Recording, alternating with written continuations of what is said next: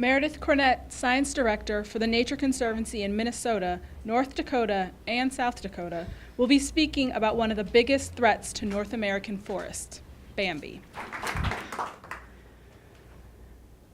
When I first started doing field research, I learned all about forests, their ecology, their conservation, their restoration, and their tastiness.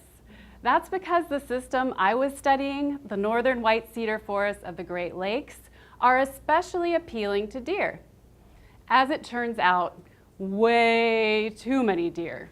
In fact, I had stumbled across one of the best studied phenomena in conservation biology. Deer eat trees. I offered up yet another irrefutable piece of published evidence to this effect, and I moved on, mostly. The deer issue, too many of them, it was like sand in my shoe. In part, that's because a century ago, we had the opposite problem. Unregulated hunting had nearly wiped out whitetails. Diligent conservation efforts over decades led to a slow, steady recovery, but it worked too well. The deer herd in North America has increased 100-fold, exploding in the 1980s, then doubling, tripling in recent decades. With 30 million deer on the landscape today, our forests can no longer regenerate. They're weaker, they're less productive. Invasive species are widespread, and we're losing habitat for songbirds. But the impacts aren't confined to the forest any more than the deer are. Deer act as part of a mass transit system for ticks carrying all kinds of nasty diseases. The CDC estimates there are more than 300,000 cases of Lyme disease in the US today. We see more than 1 million deer vehicle collisions annually with a whopping price tag of $4 billion for car crashes alone, and that's every single year. Then there's damage to buildings and property from plate glass windows to your freshly planted landscaping. It wasn't until years later that I returned to the deer issue as part of the Nature Conservancy's Science Impact Project. And what I found was that when the conservation community sits down to brainstorm solutions to the deer problem, we tend to get overly tactical, debating the merits of predator reintroduction, fertility control, or we say vaguely that we can resolve the issue with hunting.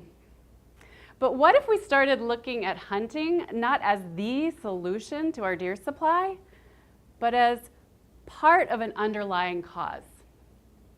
Because recreational hunting, as practiced today, actually perpetuates the problem of too many deer.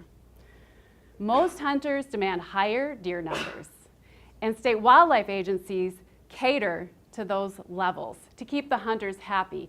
And though many states have a so-called multi-stakeholder goal-setting process for setting those numbers, these are often dominated by recreational hunting interests. It's easy to feel like the lone environmental voice at the table, and not always a welcome one. As one participant recently said to me, "I just don't think non-hunters should have a voice in this process." Now, I don't hunt, but I am not anti-hunting. In my part of the world, hunting is an important part of our culture. I am married to a deer hunter, and every year we host deer camp at our place. November comes, and there we are. But what I am calling for is balancing deer numbers with what nature can actually support, and for making people healthier and safer. This time around on the deer issue, I've been inspired to see real solutions bubbling to the surface over and over again. They don't come from the state agencies. They don't come from the special interests. They come from our communities. Our communities are sick and tired of car accidents and Lyme disease and damage to landscaping and buildings and businesses.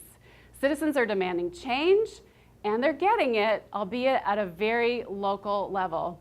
In cities and towns across the US, people are sitting down, rolling up their sleeves, and educating themselves about what it takes to restore balance to backyards, natural areas, and roadways. In Duluth, Minnesota, my hometown, a regional bow hunting alliance has held a city-wide managed hunt for more than a decade, cutting the number of deer vehicle collisions in our area in half. In Groton, Connecticut, a neighborhood association holds an annual hunt, and they have greatly reduced the incidence of Lyme disease in their communities. And in Ann Arbor, Michigan, they have a new program that combines fertility control with paid sharpshooting, and all the venison is donated to a local food bank. This is deer management reimagined, and that's why the Nature Conservancy and Cornell University launched deeradvisor.org. It's a growing collection of community case studies in deer management. More than 150 communities are already telling their stories on Deer Advisor. Now, these are some of the very voices that have been missing from the deer management conversation for decades. There is so much power in these individual stories from communities. Imagine what could happen if we scaled those up to statewide solutions. The science is vast. It spans half a century. It has already done all it can for us on the deer issue. Now we need not just conservation, but conversation, one that includes the small businesses, the drivers, the gardeners, the patients, parents, and all whose lives are impacted by deer populations every bit as much as the hunters.